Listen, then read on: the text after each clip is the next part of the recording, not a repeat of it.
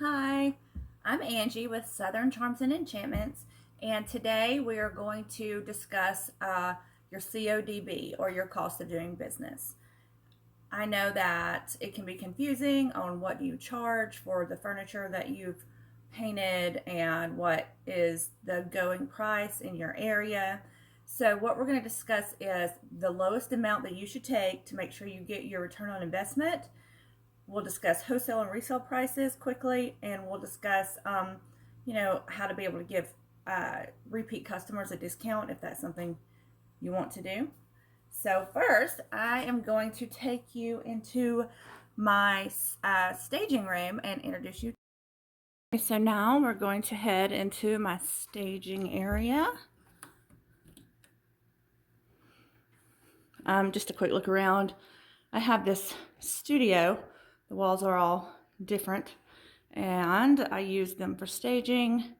I also have, that's a tapestry that I got from Society 6. I have several of those. It's a painted area too.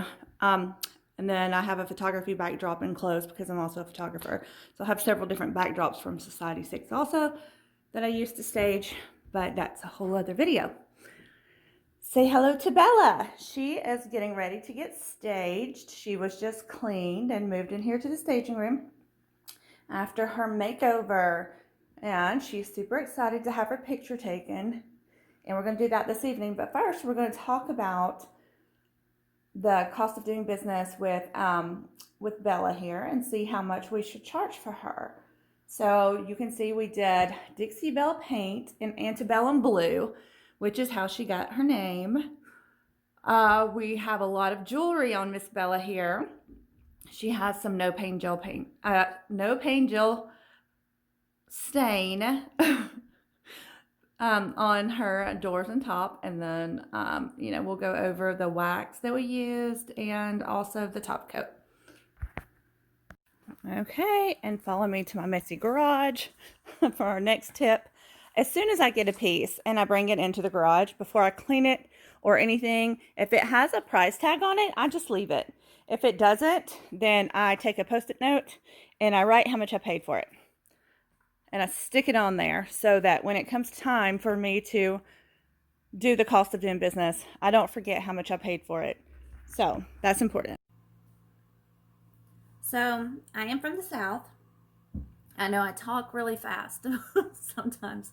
So if you need to pause it or rewind to hear what I'm saying, then feel free to do that. I will try to put some information in the bottom of this so that maybe it can help you out with that. But today we're just going to talk a little bit about Bella, who I introduced you to earlier. And we're going to talk about how I came up with what I'm going to charge for her. Okay. So when I get my paint, it has prices on it. But if it doesn't have prices on it, then I write it on there. So, because sometimes it doesn't. But if it doesn't, then I always just take a little sticker and put it on there. I like to gather all the stuff that I use on a product whenever I'm doing this, if I can, so that I have it all together. And I write it down as I go. You can definitely do a spreadsheet, and sometimes I log it into a computer later, just so that I can see my yearly. But it's usually at the end of the week. These are usually filthy, so I try to keep this one clean. I have stain all over and stuff, so. But this is just going to give you kind of an idea of what I do. And the first thing that I do is I have 4 things that I always charge for every piece, no matter what. And that is my car fee, because I use my car to go get the piece. I have gas in my car, and if it's within 20 miles or closer, then I charge $5 for it. If it's further away, then I change it accordingly. But $5 for that. The cleaning fee is always $5 because I use either Crud Cutter or Dixie Belle White Lightning. And for just my time and the little bit of stuff that I use, I charge $5 for the cleaning fee. I charge a brush fee, $5.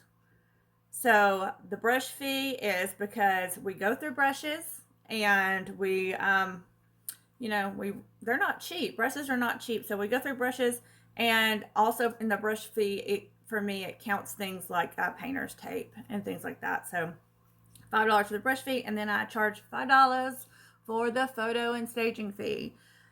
I have a basket of that I'm hoping to move to shelves and organize, but I have a basket of flowers, and then I have wreaths and just different staging stuff, and I also have my staging room that I worked on, so I charge $5 for that. So every piece is $20 right off the start for car fee, cleaning fee, brush fee, and photos and staging.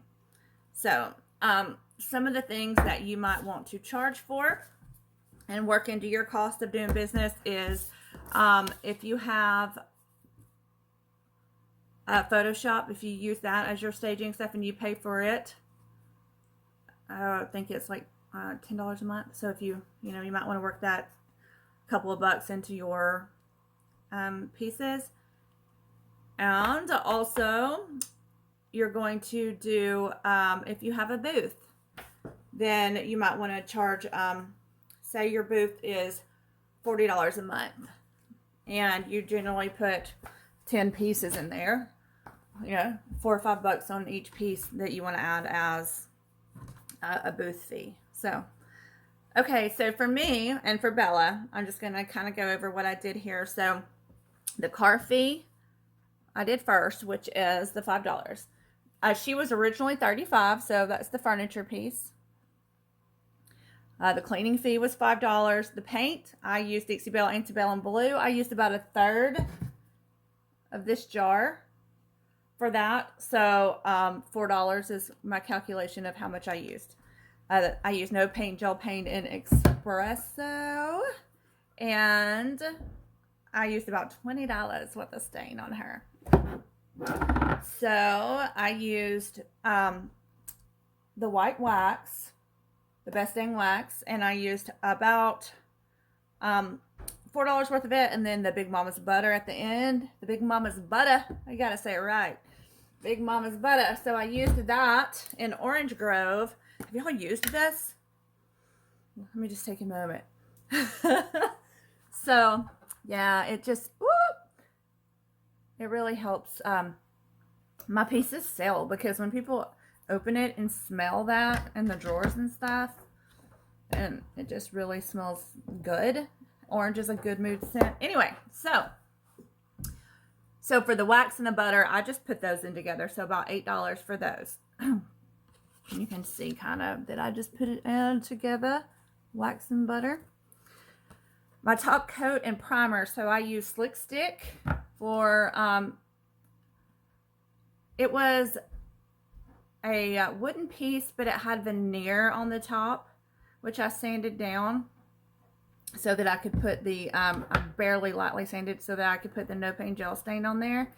And then the rest of it, it was kind of a slick wood. And so just to make sure that it was going to stick, I put Slick Stick on there, just a light coat of that. So I went ahead and put $6 for the Slick Stick and Gator Hide combination. So think about Gator Hide is it goes a long way. So I put this over the no paint gel stain on the top, because if it's used as a buffet, there's probably going to be food and drinks and whatnot put on there. So that's in case you're not familiar with it, it repels water, so it is a really good thing for like tabletops and buffet tops and such. Okay, my brush fee. So decor paper, oh my goodness, I didn't even get to show you the side of Bella. Hold on, let me show you. Oh, okay. So we did her sides in this beautiful paper,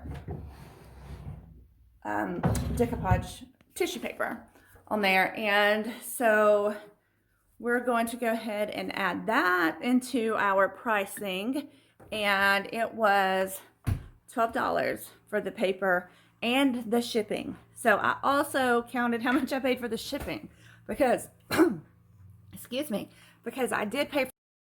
Okay, so sorry, I got interrupted by my son. The jewelry, the hardware, I got it at Hobby Lobby. Normally it would be $60, and I got it for $30. So that is definitely a win for me. And I just saw in the middle of this is why I say write it down as you go. I just saw something right now that I forgot to put on here, and it goes with the hardware and the jewelry, but I forgot to put the price of the chicken wire that I put in the doors. So hold please. Okay, so had to make a correction. And so I did get the hardware for $30 plus $5 is what I used worth of the chicken wire. Okay, the photo and staging we talked about is $5, and then your hourly rate. So you are going to decide what your hourly rate is and what you want to get paid for your work. You can hit the clock and start a timer and see how much time you work on it. I work on a couple of different pieces at once, so I just average the time that I spend on one certain piece. So for Bella, I spent about 4 hours total on her, and that was I usually pay myself $15 an hour. So you have to just decide that for yourself, okay? So that is $60. Okay, so for me, for this particular piece, I have the lowest amount that I need to make to get my money's worth on this. The lowest amount is $200. Okay, that's how much I put into her, including my time, brush fees, and everything we discussed. So $200 is the absolute lowest I could make. If I take any less than that, then I am pretty much screwing myself over. Okay, so which means for that was taken in account that I had that $30 off, that $30 discount for the jewelry. Okay, so if I listed it with what normally the jewelry would cost, then it would be $230. So that gives me $30 to play with if I want to give someone a discount for being a repeat customer or put it on sale or something. However, that price is that's the lowest absolute I can make. This is my wholesale price. So the wholesale price that I sell to is people that have booths that purchase stuff from me. I have a few regulars that they do have booths in the antique malls and stuff, and so they'll come and purchase things from me wholesale. And so I let them have the wholesale price.